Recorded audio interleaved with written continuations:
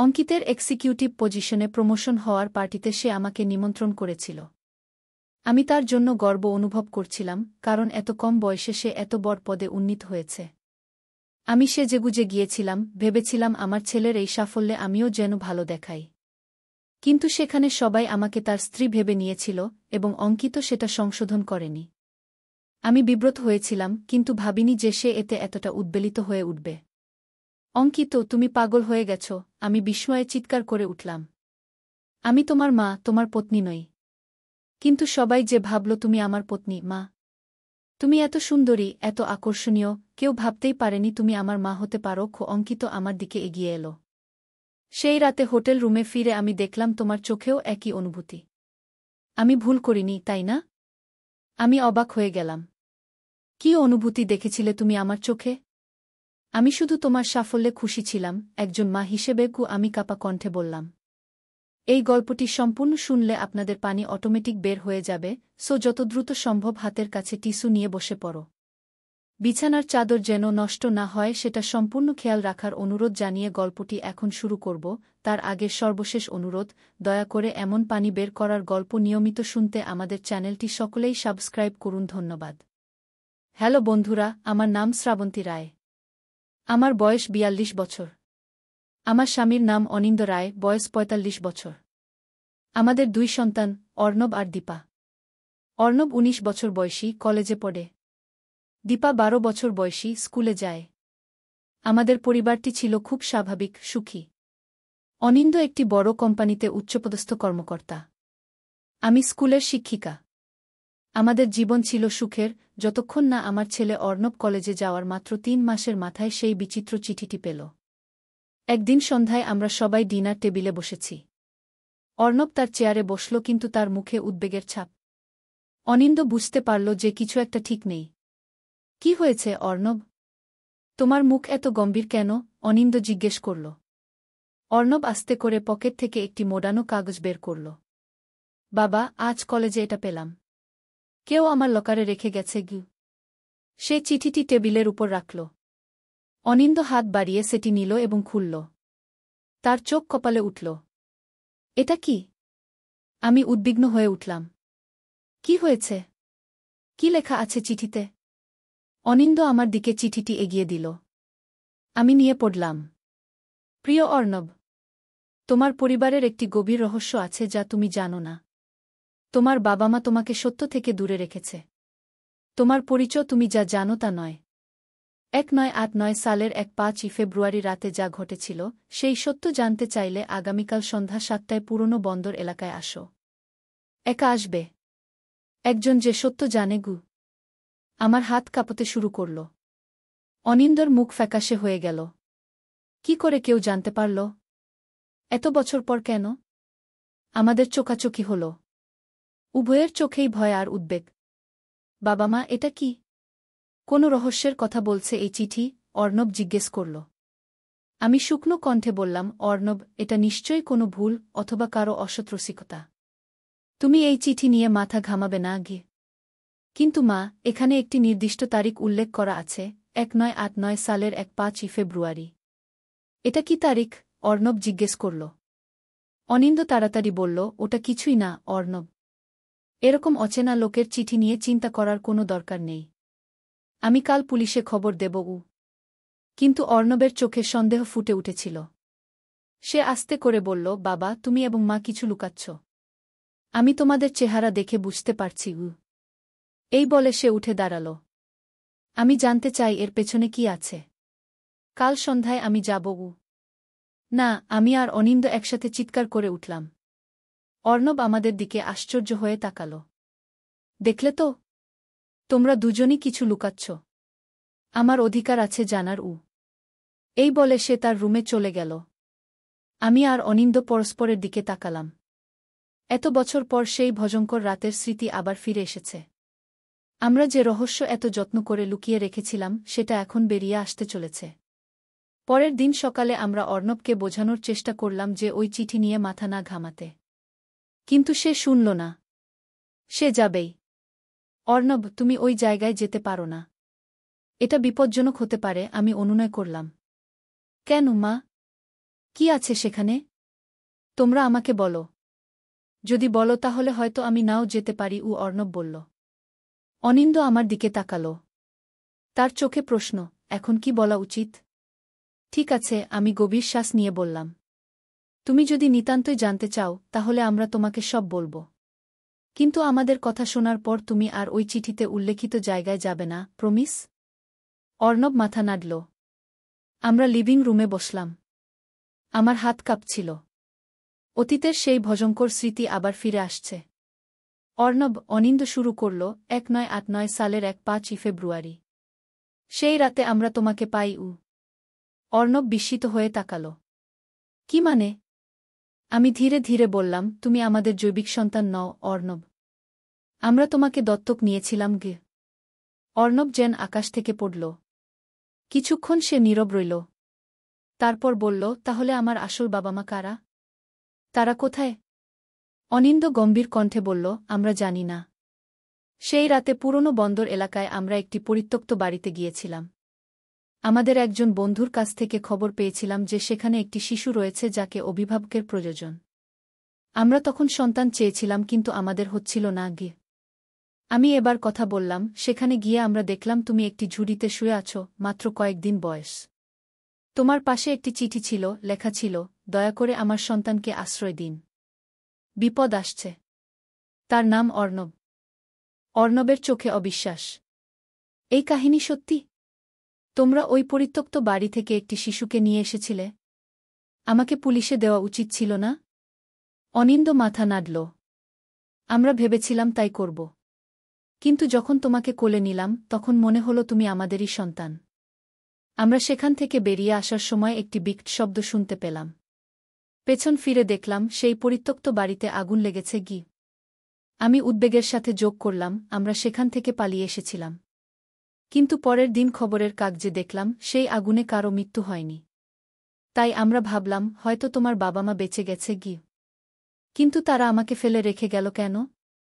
আর এতদিন পর কেন এই চিঠি? অর্ণব জিজ্ঞেস করল। আমি মাথা নাড়লাম। আমরা জানি না। তবে আমরা সবসময় ভয় পেতাম যে একদিন তোমার বাবা মা ফিরে আসবে, তোমাকে নিয়ে যাবে। তাই আমরা তোমার জন্মের তথ্য গোপন রেখেছিলাম। অর্ণব আমাদের দিকে তাকিয়ে রইল কিছুক্ষণ। তারপর ধীরে ধীরে উঠে তার রুমে চলে গেল। সেদিন সন্ধ্যায় যখন আমরা ভাবলাম অর্ণব ঘরেই আছে, সে আমাদের ফাঁকি দিয়ে বেরিয়ে গেল। একটি নোট রেখে গেল, আমাকে খুঁজতে যাবে না। আমি আসল সত্য জানতে চাই। আমরা ভয়ে কাঁপতে লাগলাম। অনিন্দ আর আমি গাড়ি নিয়ে পুরনো বন্দর এলাকার দিকে ছুটলাম। সেখানে পৌঁছে দেখলাম সেই পুরনো পরিত্যক্ত বাড়ি যেখানে অর্ণবকে পেয়েছিলাম সেখানে আবার আলো জ্বলছে। 20 বছর পর আবার সেই বাড়িতে আলো। আমরা গাড়ি থেকে নেমে বাড়ির দিকে এগোতে লাগলাম। হঠাৎ একটি ছায়ামূর্তি দেখলাম। একজন লোক আমাদের দিকে এগিয়ে আসছে। কে ওখানে? অনিন্দ চিৎকার করে জিজ্ঞেস করল। ছায়ামূর্তি আরও কাছে এলো। আমরা দেখলাম সে অর্ণব নয়। একজন প্রৌঢ় মহিলা, তার বয়স হবে 60-65। তোমরা অবশেষে এসেছ, তিনি বললেন। আমি তোমাদের জন্য অপেক্ষা করছিলাম। আমরা অবাক। আপনি কে? অর্ণব কোথায়? আমি জিজ্ঞেস করলাম। তোমার ছেলে ভেতরে আছে, তিনি বললেন। আমি মায়া সেন। এসো, ভেতরে এসো। অনেক কথা আছে। আমরা সন্দিগ্ধ দৃষ্টিতে তাকালাম, কিন্তু অর্ণবের জন্য ভেতরে গেলাম। বাড়ির ভেতরে ঢুকে আমরা অবাক হয়ে গেলাম। এটা আর পরিত্যক্ত বাড়ি নয়। ভেতরে আধুনিক আসবাবপত্র, কম্পিউটার, বৈজ্ঞানিক যন্ত্রপাতি। মাঝখানে একটি টেবিলে অর্ণব বসে আছে, তার মুখে বিস্ময়। বাবা মা, সে বলল, এটা বিশ্বাস করা কঠিন, কিন্তু তোমরা সত্যি বলেছিলে। আমি সত্যিই দত্তক। কিন্তু গল্পটা তোমরা যা জানো তার চেয়ে অনেক জটিল। মায়া আমাদের বসতে বললেন। আমি তোমাদের সবকিছু বলবো, তিনি শুরু করলেন। 1989 সালে আমি এবং আমার স্বামী অমিত সেন একটি গোপন গবেষণা চালাচ্ছিলাম। আমরা জেনেটিক ইঞ্জিনিয়ারিং নিয়ে কাজ করছিলাম। আমাদের উদ্দেশ্য ছিল মানব জিনোমকে এমনভাবে পরিবর্তন করা যাতে মানুষের রোগ প্রতিরোধ ক্ষমতা বাড়ে, আজও বাড়ে। তিনি থামলেন, অর্ণবের দিকে তাকালেন। অর্ণব, তুমি আমাদের গবেষণার অংশ ছিলে। অর্ণব ফ্যালফ্যাল করে তাকিয়ে রইল। আমরাও হতবাক। মায়া চালিয়ে গেলেন, তুমি আমাদেরই সন্তান, আমার এবং অমিতের। কিন্তু তুমি একটি বিশেষ সন্তান। তোমার জিনকে আমরা পরিবর্তন করেছিলাম জন্মের আগেই। সবকিছু ঠিকঠাক চলছিল, কিন্তু তারপর একটি দুর্ঘটনা ঘটল। আমাদের গবেষণাগারে একটি অগ্নিকাণ্ড ঘটল। সেখানে আমরা ৯ জন বিজ্ঞানী কাজ করছিলাম। আমাদের গবেষণা ছিল অত্যন্ত গোপনীয়। সরকার আমাদের খুঁজছিল, কারণ তারা ভাবছিল আমরা নৃশংস বায়োলজিক্যাল অস্ত্র তৈরি করছি। তাই আমরা পালাচ্ছিলাম। আমি আর অমিত সিদ্ধান্ত নিলাম যে তোমাকে নিরাপদ রাখার জন্য তোমাকে এই বাড়িতে রেখে যাব। আমরা জানতাম কেউ এসে তোমাকে নিয়ে যাবে। আমরা তোমাকে অর্ণব নাম দিয়েছিলাম, সাগর অর্থাৎ মহাসাগরের মতো, কারণ তোমার মধ্যে অসীম সম্ভাবনা লুকিয়ে আছে। গিউ। আমি অবাক হয়ে জিজ্ঞেস করলাম, কিন্তু আপনারা এতদিন কোথায় ছিলেন? এখন কেন ফিরে এসেছেন? মায়া একটি দীর্ঘশ্বাস ফেললেন। আমরা দেশ ছেড়ে পালিয়ে গিয়েছিলাম। অমিত ৫ বছর আগে মারা গেছে। আমি ফিরে এসেছি কারণ সময় ফুরিয়ে আসছে। অর্ণব যা নিয়ে জন্মেছে সেই পরিবর্তিত জিন এখন সক্রিয় হতে শুরু করেছে। তাকে প্রশিক্ষণের প্রয়োজন। নইলে কি? অর্ণব জিজ্ঞেস করল। নইলে তুমি নিজের ক্ষমতা নিয়ন্ত্রণ করতে পারবে না। তুমি ইতিমধ্যে লক্ষ্য করেছ হয়তো, তোমার শরীরে কিছু পরিবর্তন হচ্ছে। মায়া বললেন। অর্ণব আস্তে করে মাথা নাড়ল। হ্যাঁ, আমি কিছু অদ্ভুত জিনিস অনুভব করছি সম্প্রতি। কখনো মনে হয় আমি অন্য লোকের চিন্তা পড়তে পারছি। কখনো আমার হাত দিয়ে শক্তির ঝলক বের হয়। আমি আর অনিন্দ একে অপরের দিকে তাকালাম। এসব কি শুনছি আমরা? মায়া একটি কম্পিউটার স্ক্রিন দেখালেন। এগুলো অর্ণবের রক্তের ও ডিএনএর পরীক্ষা। এই দেখো, এই অংশে পরিবর্তন হয়েছে। এর ফলে তার শরীরের কোষগুলি স্বাভাবিক মানুষের চেয়ে দ্রুত পুনর্জন্ম নিতে পারে। আর এই অংশে পরিবর্তন হওয়ায় তার মস্তিষ্কের ক্ষমতা বেড়েছে, যা তাকে টেলিপ্যাথি বা মনোশক্তির ক্ষমতা দিয়েছে। গিউ। অনিন্দ বিস্মিত কণ্ঠে জিজ্ঞেস করল, আপনি বলতে চাচ্ছেন আমাদের ছেলে মানুষ নয়? মায়া হাসলেন। না না, সে পুরোপুরি মানুষই। শুধু একটু বিশেষ ক্ষমতাসম্পন্ন মানুষ। আমরা তার ভবিষ্যৎ প্রজন্মের জন্য পথ তৈরি করছিলাম, এমন মানুষ যারা অসুস্থতা, বয়স, ক্লান্তির সীমাবদ্ধতা ছাড়িয়ে যেতে পারবে। অর্ণব তার হাতের দিকে তাকিয়ে রইল। তাহলে আমি কি করতে পারি? তুমি নিজের মনোশক্তি দিয়ে অন্যের মনের ভেতর প্রবেশ করতে পারো, তাদের চিন্তা পড়তে পারো। তোমার হাত দিয়ে বিদ্যুৎ শক্তি নিয়ন্ত্রণ করতে পারো। এছাড়া তোমার শরীর খুব দ্রুত সেরে উঠতে পারে যে কোনো আঘাত থেকে। মায়া বললেন। এবং আরও অনেক কিছু শিখতে পারবে। একটি নতুন কণ্ঠস্বর শোনা গেল। আমরা সবাই চমকে ঘরের দরজার দিকে তাকালাম। সেখানে একজন মাঝবয়সী পুরুষ দাঁড়িয়েছিলেন। অরুণ। মায়া বললেন। তুমি এসে গেছ গু। অরুণ ঘরে ঢুকলেন। হ্যাঁ, এতদিন পর সবাই একসাথে। গু। আপনি কে? আমি জিজ্ঞেস করলাম। আমি অরুণ চক্রবর্তী। মায়া এবং অমিতের সহকর্মী ছিলাম। আমিও সেই গবেষণার অংশ ছিলাম। তিনি বললেন। অর্ণব, তুমি আমাদের সমস্ত আশা এবং স্বপ্নের প্রতীক। গু। হঠাৎ বাইরে থেকে গাড়ির শব্দ শোনা গেল। মায়া এবং অরুণ উদ্বিগ্ন হয়ে উঠলেন। ওরা আমাদের খুঁজে ফেলেছে। মায়া বললেন। আমাদের যেতে হবে দ্রুত। কারা খুঁজেছে? অনিন্দ জিজ্ঞেস করল। সরকারি গোয়েন্দা সংস্থা। এতদিন ধরে তারা আমাদের খুঁজছে। তারা অর্ণবকে চায়, তার ক্ষমতা নিয়ে গবেষণা করতে চায়। অরুণ ব্যাখ্যা করলেন। বাড়ির সামনে আরও গাড়ি আসার শব্দ। ঘরের আলো নিভে গেল। সম্ভবত তারা বিদ্যুৎ কেটে দিয়েছে। আমাদের পালাতে হবে। মায়া ফিসফিস করে বললেন। অর্ণব, তোমাকে আমাদের সাথে যেতে হবে। তোমার নিজেকে রক্ষা করতে শেখা দরকার। অর্ণব দৃঢ়তার সাথে মাথা নাড়ল, তারপর আমাদের দিকে তাকাল। বাবা, মা, আমি তোমাদের ছেড়ে যেতে চাই না। কিন্তু আমি জানতে চাই আমি আসলে কে। আমি কাঁদতে শুরু করলাম। অর্ণব, তুমি আমাদের সন্তান। তাই থাকবে সবসময়। অনিন্দ একটি সিদ্ধান্ত নিল। আমরাও তোমার সাথে যাব অর্ণব। আমরা পরিবার, আমরা একসাথে থাকব। বাইরে থেকে লোকজনের চিৎকার শোনা যাচ্ছিল, বাড়ি ঘিরে ফেল। কেউ যেন বেরিয়ে যেতে না পারে। অরুণ একটি লুকানো দরজা খুললেন। এই সুড়ঙ্গ দিয়ে আমরা পালাতে পারব। এটা বাড়ির পেছন দিয়ে নদীর ধারে গিয়ে শেষ হয়েছে। আমরা সবাই সুড়ঙ্গে ঢুকলাম। মায়া একটি টর্চ জ্বাললেন। অন্ধকারের মধ্যে আমরা দ্রুত এগিয়ে চললাম। কিন্তু আমরা যাব কোথায়? আমি জিজ্ঞেস করলাম। আমাদের একটি গোপন আশ্রয় আছে হিমালয়ের পাদদেশে, মায়া বললেন। সেখানে অর্ণবের মতো আরও কিছু বিশেষ ব্যক্তি আছে। সেখানে সে নিজের ক্ষমতা সম্পর্কে জানতে পারবে, নিয়ন্ত্রণ করতে শিখবে। সুডঙ্গের শেষে পৌঁছে আমরা দেখলাম একটি নৌকা অপেক্ষা করছে। আমরা সবাই তাতে উঠলাম। আমরা কি আবার ফিরে আসতে পারব? অর্ণব জিজ্ঞেস করল। মায়া অর্ণবের কাঁধে হাত রাখলেন। একদিন, যখন তুমি তোমার ক্ষমতা নিয়ন্ত্রণ করতে শিখবে, তখন তুমি যেখানে খুশি যেতে পারবে। তুমি এমন একজন মানুষ হবে যে বিশ্বকে পরিবর্তন করতে পারবে, অর্ণব। তোমার ভেতরে অসাধারণ সম্ভাবনা আছে। নদীর উপর দিয়ে নৌকা ভাসতে শুরু করল। পেছনে আমরা দেখলাম বাড়ির আশেপাশে উজ্জ্বল আলোর ঝলকানি। ওরা নিশ্চয়ই সুডঙ্গ খুঁজে পেয়েছে। অর্ণব হঠাৎ উঠে দাঁড়াল। ওরা আসছে। অরুণ চিন্তিত হয়ে উঠলেন। আমাদের আরও দ্রুত যেতে হবে। কিন্তু তখনই অর্ণব তার 2 হাত উঁচু করল। তার আঙুল থেকে নীল আলোর ঝলকানি বেরোতে লাগল। তার চোখ উজ্জ্বল হয়ে উঠল। অর্ণব, কি করছো তুমি? মায়া জিজ্ঞেস করলেন। তারা আমাদের পেছনে আসছে, নৌকায় করে, অর্ণব বলল। আমি তাদের আটকাতে পারব।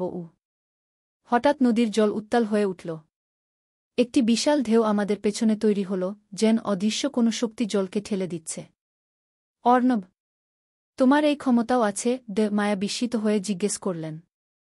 আমি জানি না কিভাবে করছি, অর্ণব বলল, তার কণ্ঠে বিস্ময়। আমি শুধু চিন্তা করলাম আর এটা ঘটতে লাগল। অরুণ আর মায়া একে অপরের দিকে তাকালেন। এটা আমাদের প্ল্যানের বাইরে, অরুণ বললেন। অর্ণবের ক্ষমতা আমাদের ধারণার চেয়েও বেশি বিকশিত হয়েছে। আমরা নৌকা থেকে দেখলাম ঢেউটি পেছনের নৌকাগুলো উল্টে দিল। আমাদের পিছু নেওয়া বন্ধ হয়ে গেল। অর্ণব আবার বসে পড়ল, ক্লান্ত। আমি তাকে আমার কোলে টেনে নিলাম। সবকিছু ঠিক হয়ে যাবে, অর্ণব। আমরা তোমার পাশে আছি।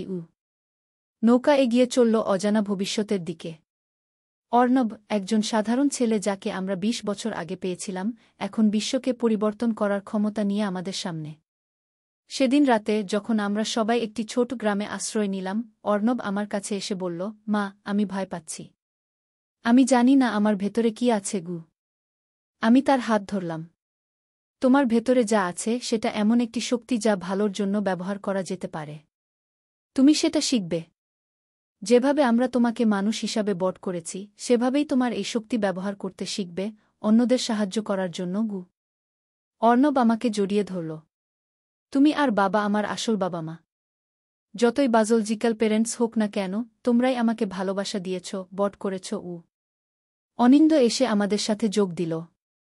আমরা 3 জন একে অপরকে জড়িয়ে ধরলাম, অজানা সম্ভাবনার সামনে দাঁড়িয়ে, কিন্তু একসাথে একটি পরিবার হিসেবে।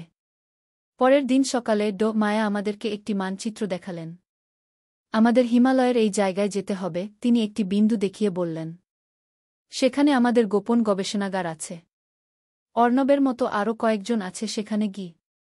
আরও অর্ণবের মতো বাচ্চা? আমি জিজ্ঞেস করলাম। মায়া মাথা নাড়লেন। হ্যাঁ, কিন্তু তারা অর্ণবের মতো এত শক্তিশালী নয়। অর্ণব আমাদের প্রথম এবং সবচেয়ে সফল প্রজেক্ট ছিল। তারপর অন্যরা এসেছে। এখন তাদের সবাইকে একত্রিত করতে হবে।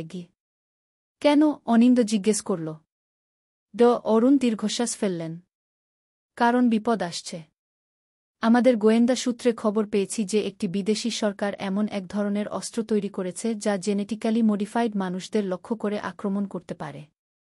তারা অর্ণবকে এবং অন্যদের খুঁজছে। কিন্তু আপনারা তো বিজ্ঞানী, আমি বললাম। আপনারা যুদ্ধের জন্য প্রস্তুত নন। মায়া হাসলেন। আমরা বিজ্ঞানী বটে, কিন্তু আমরা আমাদের সৃষ্টিকে রক্ষা করতে প্রস্তুত। অর্ণব এবং অন্যরা মানবজাতির ভবিষ্যৎ। তাদের রক্ষা করাই আমাদের কর্তব্য। সেদিন দুপুরে আমরা রওনা দিলাম হিমালয়ের দিকে। একটি ছোট বাসে করে আমরা পাহাড়ি পথে উঠতে লাগলাম। পথে অর্ণব ধীরে ধীরে তার ক্ষমতা আবিষ্কার করতে লাগল। সে দেখল যে সে মনের শক্তি দিয়ে ছোট ছোট জিনিস নড়াতে পারে, অন্যের মনের ভেতর ঢুকতে পারে। এটা অবিশ্বাস্য, সে একবার বলল, যখন সে মাত্র চিন্তা করে একটি পাথর উপরে তুলতে পারল। মা, আমি এত বছর ধরে এই ক্ষমতা নিয়ে ঘুরেছি, কিন্তু জানতাম না। কারণ এগুলো এখন বিকশিত হচ্ছে তোমার বয়স বাড়ার সাথে সাথে, মায়া ব্যাখ্যা করলেন। 5 দিনের যাত্রার পর আমরা হিমালয়ের গোপন গবেষণাগারে পৌঁছালাম। সেটি দেখতে একটি সাধারণ পাহাড়ি আশ্রমের মতো, কিন্তু ভেতরে প্রচুর আধুনিক যন্ত্রপাতি। ভেতরে ঢুকতেই আমরা দেখলাম আরও 12-14 জন তরুণ-তরুণী, বয়স 16 থেকে 25-এর মধ্যে। তারা সবাই অর্ণবকে দেখে উত্তেজিত হয়ে উঠল। তুমি অর্ণব? একজন মেয়ে এগিয়ে এল। আমরা তোমার কথা শুনেছি। তুমি আমাদের মধ্যে প্রথম। অর্ণব বিস্মিত।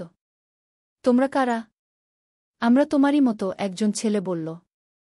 আমাদেরও জিন পরিবর্তন করা হয়েছে, আমাদেরও বিশেষ ক্ষমতা আছে। তবে তোমার মতো শক্তিশালী নয়।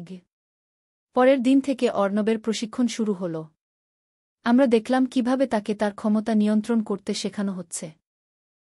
মায়া এবং অরুণ তাকে বিশেষ মেডিটেশন শেখালেন, যা তাকে তার শক্তি নিয়ন্ত্রণ করতে সাহায্য করবে। আমি আর অনিন্দ প্রতিদিন অবাক হয়ে দেখতাম আমাদের ছেলের এই নতুন রূপ।